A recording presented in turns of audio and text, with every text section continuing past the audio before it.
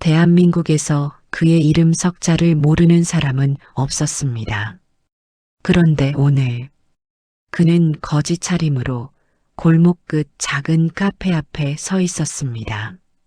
30년 만에 처음이군. 아무도 고개를 숙이지 않는 거리가, 낡은 외투, 먼지 묻은 신발, 손에는 아무것도 없었습니다. 명함도 비서도 이름도. 유리창 너머로 불빛이 새어나왔습니다. 따뜻한 빛이었습니다. 안에서 한 여자가 움직이고 있었습니다.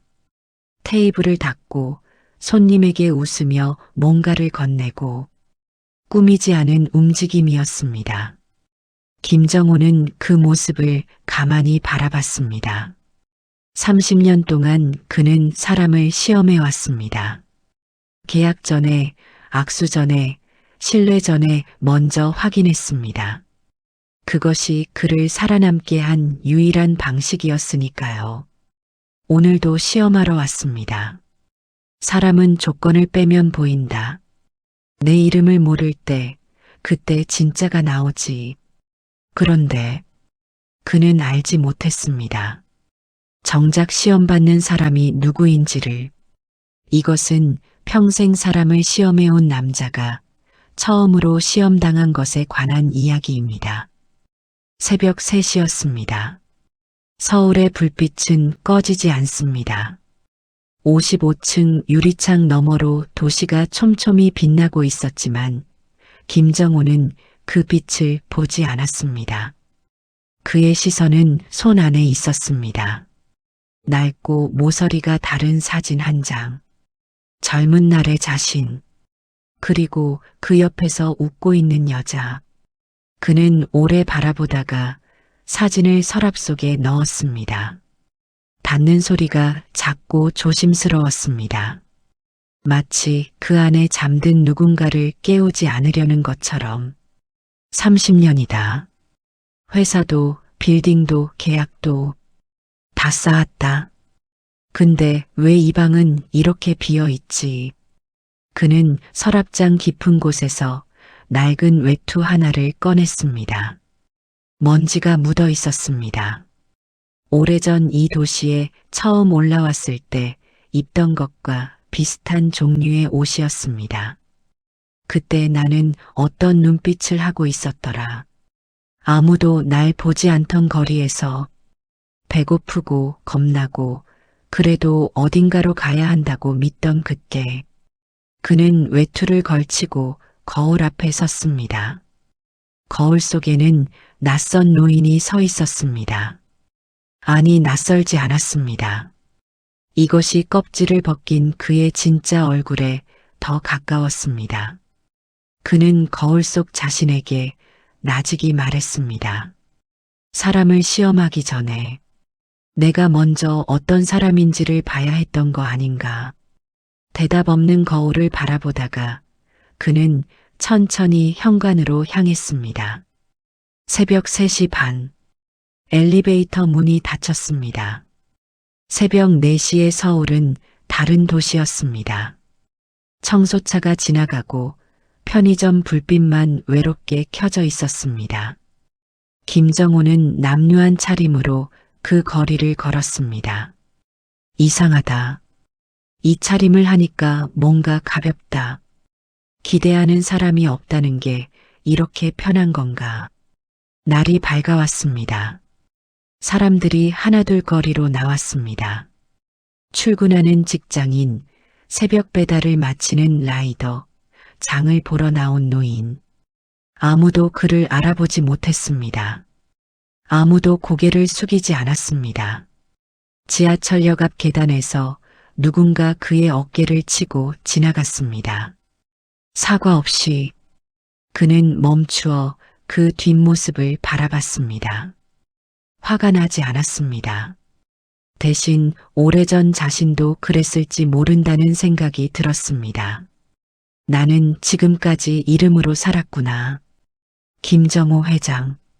그 이름을 빼면 나는 그냥 늙은 남자 한 명이야. 그는 근처 벤치에 앉았습니다. 아침 햇살이 기울어져 들어왔습니다. 비둘기 한 마리가 발치에 와서 쪼아댔습니다. 김정호는 그 비둘기를 내려다보다가 주머니 속 빵 부스러기를 꺼내 바닥에 뿌렸습니다. 이런 행동을 마지막으로 한 것이 언제인지 기억나지 않았습니다. 그는 자리에서 일어났습니다. 어딘가에서 시험하는 자신이 먼저 시험당하고 있다는 느낌이 들었습니다. 서울 외곽의 작은 시장 근처에는 작은 카페 하나가 있었습니다. 그 카페에서 일하는 직원 중에는 지은이라는 여자가 있었습니다. 지은은 사람들이 보기에는 평범한 사람이었습니다. 화려한 옷을 입지도 않았고 명품 가방을 들고 다니지도 않았습니다.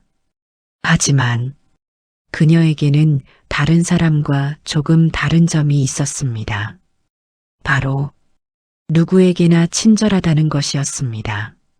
손님이 많아도 항상 웃으며 인사했고 힘들어 보이는 사람을 보면 그냥 지나치지 못했습니다. 하지만 지은이 그렇게 된 데에는 이유가 있었습니다. 그녀에게는 아무도 모르는 슬픈 과거가 있었습니다.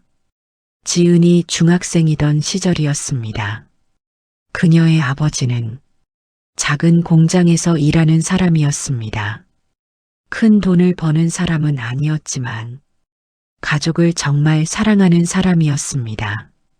주말이 되면 항상 지은을 데리고 공원에 갔고 생일이 되면 작은 케이크라도 꼭 사왔습니다. 지은에게 아버지는 세상에서 가장 좋은 사람이었습니다. 하지만 그 행복은 오래가지 않았습니다. 어느 날 아버지가 다니던 공장이 갑자기 문을 닫았습니다. 회사는 파산했고 직원들은 하루아침에 일자리를 잃었습니다. 처음에는 곧 다른 일을 구할 수 있을 거라고 생각했습니다. 하지만 현실은 그렇게 쉽지 않았습니다. 몇 달이 지나자 집안 형편은 점점 어려워졌습니다. 전기세를 내지 못해 집이 어두워진 날도 있었고 밥 대신 라면으로 끼니를 때운 날도 많았습니다. 그래도 아버지는 항상 웃으려고 노력했습니다. 지은아 괜찮다. 아빠 금방 다시 일 찾는다. 하지만 지은은 알고 있었습니다. 아버지가 밤마다 혼자 울고 있다는 것을 말입니다. 어느 겨울날이었습니다. 눈이 많이 내리던 날이었습니다. 그날 아버지는 아침 일찍 집을 나갔습니다. 오늘은 꼭 일자리 찾고 올게. 그게 지은이 들은 아버지의 마지막 말이었습니다.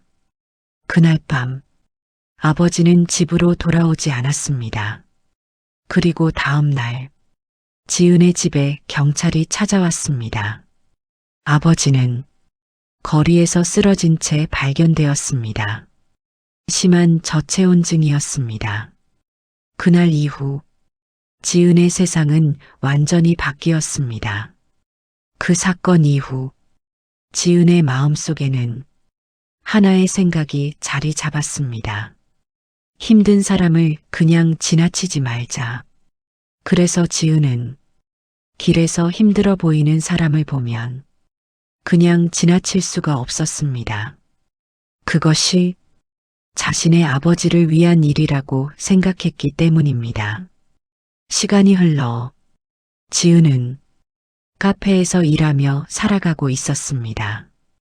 그리고 그 카페 근처 시장에서 어느 날 한 남자를 보게 됩니다.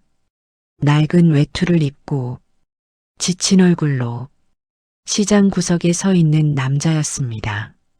사람들은 대부분 그 남자를 피했습니다. 누군가는 귀찮다는 표정을 지었고 누군가는 못 본 척 지나갔습니다. 하지만 지은은 그 남자를 그냥 지나칠 수 없었습니다. 그 모습이 어쩐지 아버지와 닮아 보였기 때문입니다. 지은은 조심스럽게 그 남자에게 다가갔습니다. 아저씨 괜찮으세요? 남자는 조금 거친 목소리로 말했습니다. 괜찮습니다. 하지만 지은은 그냥 돌아가지 않았습니다. 카페 안으로 들어갔다가 따뜻한 커피를 들고 나왔습니다. 이거 드세요. 남자는 말했습니다. 돈 없습니다. 지은은 웃으며 말했습니다. 괜찮아요. 추우니까 따뜻한 거 드세요. 그날 이후 지은은 그 남자를 가끔 보게 되었습니다. 그리고 그때마다 음식을 챙겨주었습니다. 하지만 지은은 몰랐습니다. 그 남자가 자신을 시험하고 있다는 사실을 말입니다. 그 남자의 이름은 김정호였습니다. 그리고 그는 민수의 아버지였습니다. 정호는 아들이 결혼하고 싶다고 한 여자가 어떤 사람인지 확인하고 싶었습니다.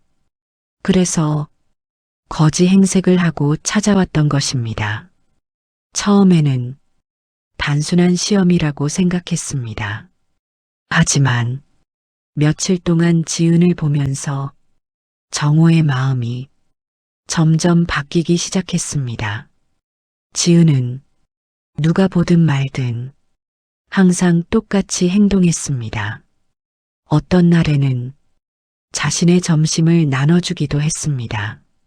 정호는 속으로 생각했습니다. 이 아이는 진짜구나. 그래서 며칠 후 정호는 정장을 입고 카페를 찾아갔습니다. 그리고 말했습니다. 며칠 전 시장에서 만났습니다. 지은은 놀란 표정을 지었습니다. 정호는 고개를 숙였습니다. 그 거지 차림의 사람이 저였습니다. 지은은 아무 말도 하지 못했습니다. 하지만 그 순간 정호도 전혀 예상하지 못했던 일이 일어났습니다. 지은의 눈에서 눈물이 흐르기 시작했습니다. 정호는 당황했습니다. 혹시 기분이 상했습니까? 지은은 고개를 저었습니다. 그리고 말했습니다. 아니에요. 그냥 잠시 후 지은은 떨리는 목소리로 말했습니다. 아버지가 생각나서요. 그리고 지은은 처음으로 자신의 과거 이야기를 들려주었습니다. 아버지가 거리에서 쓰러졌던 이야기, 그리고 그날 이후 힘든 사람을 그냥 지나치지 않게 된 이유를 말했습니다. 그 이야기를 듣는 순간 정호의 눈도 조금 붉어졌습니다. 그리고 그 순간 정호는 깨달았습니다. 이 시험은 사실 필요 없는 일이었다는 것을 말입니다. 정호는 조용히 말했습니다. 아가씨, 우리 민수와 결혼해도 좋겠습니다. 지은은 놀란 표정을 지었습니다. 하지만 진짜 놀라운 일은 그 다음에 일어났습니다. 정호는 잠시 망설이다가 말했습니다. 그리고 하나 더 말할 게 있습니다. 지은이 고개를 들었습니다. 정호는 조용히 말했습니다. 아가씨 아버지가 다니던 공장, 혹시 동진공업이었습니까? 지은의 눈이 크게 흔들렸습니다. 어떻게 아세요? 정호는 잠시 눈을 감았습니다. 그리고 말했습니다. 그 공장, 제가 인수한 회사입니다. 순간 지은의 눈이 크게 흔들렸습니다. 정호는 천천히 말했습니다. 그때 회사가 망한 걸 알고 제가 나중에 공장을 인수했습니다. 그리고 잠시 후 정호는 조용히 말했습니다. 그날 쓰러진 사람 이야기도 들었습니다. 정호의 목소리는 조금 떨리고 있었습니다. 그때부터 저는 늘 마음이 무거웠습니다. 혹시라도 그 가족이 어디선가 힘들게 살고 있지 않을까? 그리고 말했습니다. 그런데 그 딸을 이렇게 만나게 될 줄은 몰랐습니다. 지은은 눈물을 멈출 수 없었습니다. 정호는 조용히 말했습니다. 아가씨, 이건 인연 같습니다. 이제는 제가 아버지 대신 걱정하겠습니다. 그리고 마지막으로 말했습니다. 우리 가족이 되어주겠습니까? 지은은 눈물을 닦으며 고개를 끄덕였습니다. 세상에는 우연처럼 보이지만 사실은 오래전부터 이어져 온 인연이 있습니다. 그날 시장 한쪽에서 거지에게 밥을 건넨 작은 친절은 결국 한 가족의 인연이 되었습니다. 그리고 어쩌면 그날 지은이 도와준 것은 거지가 아니라 미래의 가족이었는지도 모릅니다. 여러분이라면 그날 그 상황에서 어떻게 하셨을까요? 오늘 이야기가 마음에 남았다면 좋아요와 구독 부탁드립니다. 다음에도 가슴 따뜻한 이야기로 찾아오겠습니다.